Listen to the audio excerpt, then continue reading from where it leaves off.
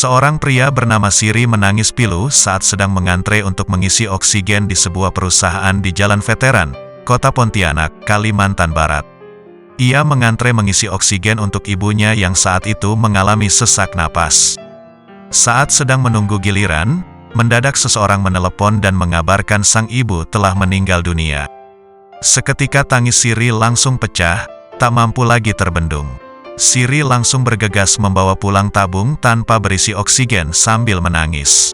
Dikutip dari tribunpontianak.com, Jumat, tanggal 23 Juli tahun 2021, Siri mengaku sudah sejak pagi berusaha mencari oksigen untuk sang ibu yang sedang sakit dan sesak napas. Tak banyak yang bisa ia sampaikan sesaat sebelum kembali ke rumah dan melihat jenazah sang ibu. Ia hanya mampu menyampaikan dirinya telah terlambat dan sang ibu telah pergi selamanya.